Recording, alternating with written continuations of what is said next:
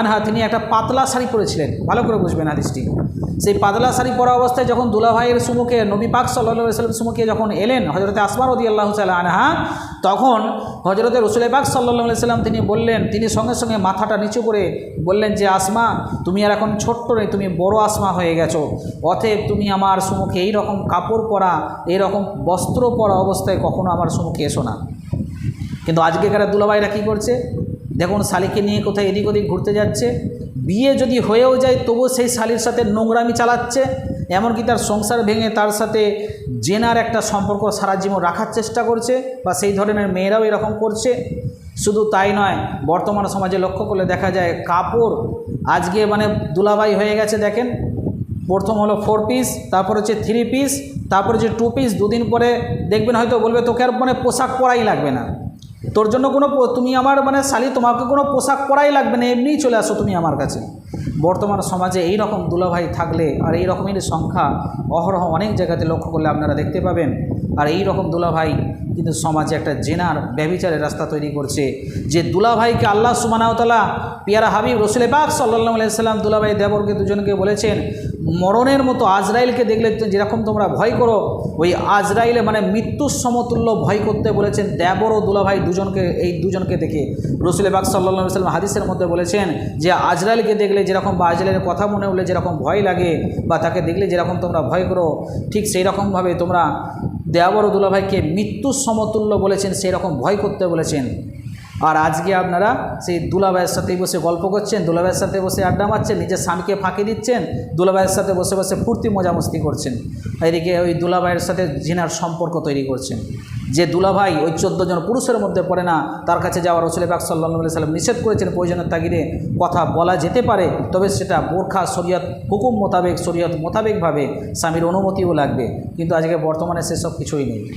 আর আপনি লক্ষ্য করে দেখবেন, ধরুন আপনি কোনো স্ত্রীকে, আপনার স্ত্রীকে আপনি বিবাহ করেছেন, আপনি আপনার স্ত্রীকে যখন সেই জায়গা থেকে আটকাতে যাবেন, নিষেধ করবেন, তখন দেখবেন আপনার উপর ঝড় আসবে, আপনার উপর ঝাপটা আসবে, আপনার স্ত্রী হয় আপনার কাছে থাকবে না, তা নাহলে আপনার স্ত্রীর বাড়ির লোকেরা আপনাকে তার সাথে আপনার স্ত্রীর সাথে আপনাকে সংসার করতে দেবে না, ছাড়াম করে নেবে বা তালাক করে নেবে ইত্যাদি। কেন? আপনি হকের উপর আছেন, ছাড়িয়ে নিচ্ছেন।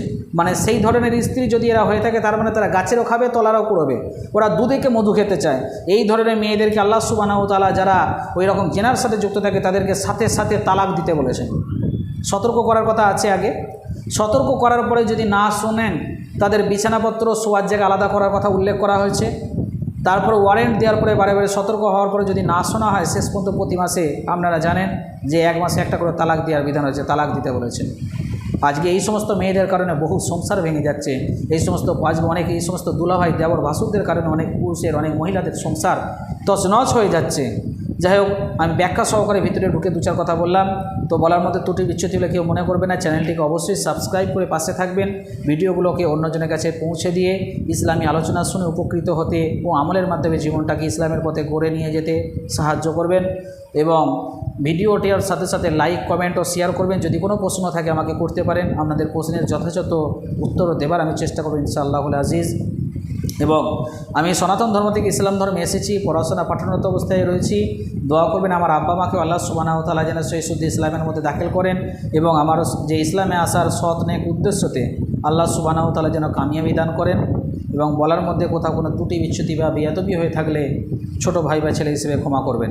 মূল বক্তব্য দুটো কথা শুধু বলে দিই, সেটা হচ্ছে এটাই, তাহলে আমরা বিবাহ যখন আমরা পুরুষরা পাত্রী দেখতে যাব, আমরা তাদেরকেই সাথে করে নিয়ে যাব যাদের সাথে ওই মেয়ের বিবাহ হারাম হবে।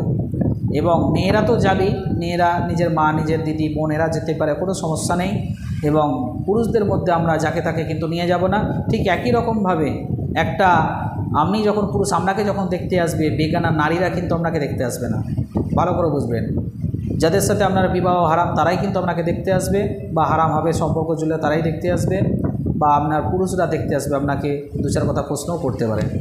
তো যাই হোক, আজকে এই পর্যন্ত। এর পরের অংশটুকু দেনা পাওনার বিষয় হচ্ছে, ধরুন মেয়ে দেখা হলো, পছন্দ হলো, এবার আপনি বিবাহ করবেন। এবার দেখা গেল হয়তো কিছু তো বুঝতেই পারছেন, বর্তমান সমাজে অনেকেই দেনা পাওনার বিষয়টাকে খুব, সেই বিষয় নিয়ে আমি গুরুত্বপূর্ণ সহকারে আগামীকাল ইনশাআল্লাহুল আজিজ আমাদের সম্মুখে বক্তব্য রাখবো এবং আপলোড করব ভিডিও, আপনারা শুনবেন এবং আমাকে চ্যানেলটিকে এগিয়ে নিয়ে যেতে এবং ইসলামিক বা এই চ্যানেলের মাধ্যমে এই ইসলামিক ভিডিওগুলো সকলের কাছে পৌঁছে দিতে, দিন ইসলাম প্রচার করতে একটু সাহায্য করবেন, পাশে থাকবেন।